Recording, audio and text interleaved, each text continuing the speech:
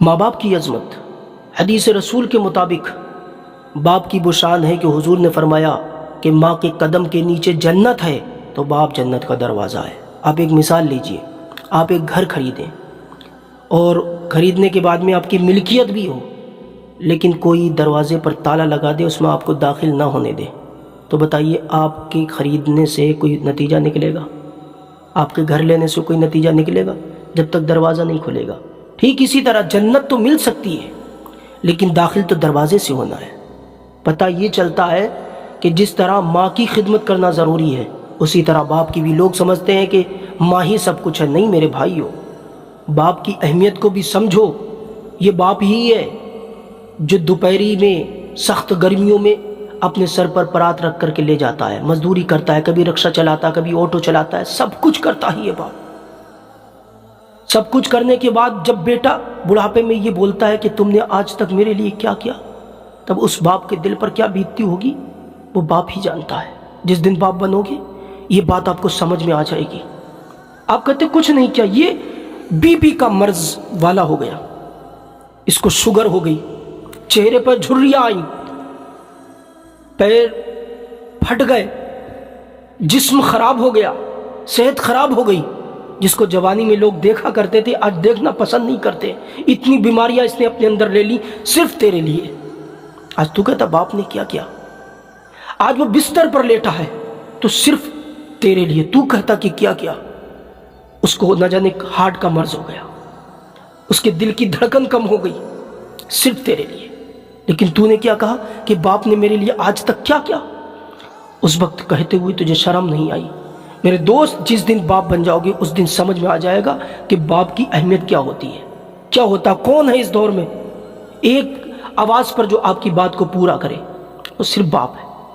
اپنے آپ پوری زندگی نوکیا کا سادہ موبائل چلایا لیکن تمہیں اینڈرائڈ دلا دیا صرف شوق کے لیے، حالانکہ وہ بھی باپ بھی جانتا ہے کہ تمہیں ضرورت نہیں اس کی، تمہاری بزنس نہیں چل رہا، پھر بھی تمہارا شوق پورا کرانے کے لیے اس نے خود پھٹے کپڑے پہنے لیکن تمہیں موبائل دلوایا، بائک دلوائی، جیسی اس کی حیثیت وہ کیا۔ اپنے آپ پرانے کپڑے پہنے لیکن تم کو نئے دلوائے، نہیں کہا کسی سے۔ کون ہے اس دور میں کسی کا درد سمجھنے والا؟ ارے جب تک ہے نا باپ کا دولت والا ہونا ضروری نہیں ہے، باپ کا ہونا ضروری ہے، اور یہ سمجھ میں آئے گا ایک دن کہ باپ کی اہمیت کیا ہوتی۔ وہ الگ کسی ایک چارپائی پر پڑا رہے لیکن اس کا ہونا بہت بڑی بات ہوتی ہے۔ میرے بھائیوں، یہ ہیرے ہیں، جب ہاتھ سے نکل جائیں گے نا تب سمجھ میں آئے گی کہ باپ کی اہمیت کیا ہوتی ہے۔ آج ہیں تو قدر نہیں کرتے، بعد میں تم بھی خوب ڈرامے کرو گے کہ فاتح میں باپ کی ہر قسم کی غذائیں، میوے موجود ہوں گے، قسم کے میوے موجود ہوں گے، لیکن آج جب تک وہ چارپائی پر ہیں تب تم نے ان کو کچھ لا کر کے نہ دیا۔ ماں کہتی رہی بیٹا دوائی لے آنا، باپ کہتا رہا بیٹا آج سانس نہیں آ رہی دوائی لے آنا، تو نے اگنور کر دیا، تو اپنی مستی میں رہا اور تو یہ کہہ کر کے نکل گیا کہ باپ نے میرے لیے آج تک کیا کیا۔ میرے بھائی سمجھ میں آئے گا، ایک دن آئے گا سمجھ میں، جس دن آپ بھی باپ بن جاؤ گے۔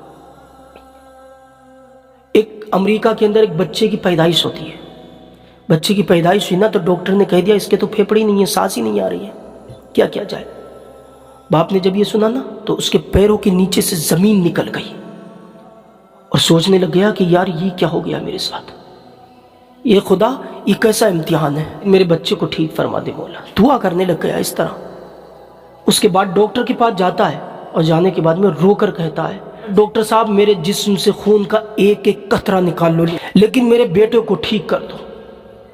اور اس نے ایسا کیا کہ میرے پھیپڑے کی ضرورت ہے نا دے دو۔ کون ہے اس دور میں جو اپنا پھیپڑا دے دے یا گردہ دے دے؟ کوئی نہیں دیتا، سب کو اپنی زندگی پیاری، لیکن ہاں ایک ذات ہے باپ کی جو اپنی پرواہ نہیں کرتا ہے، اپنے بچے کی پرواہ کرتا۔ وہ میں نے تحریر پڑھی کہ ماں اپنے بچے کو کمر پر بیٹھاتی ہے اور باپ اپنے بچے کو کاندھے پر بیٹھاتا ہے۔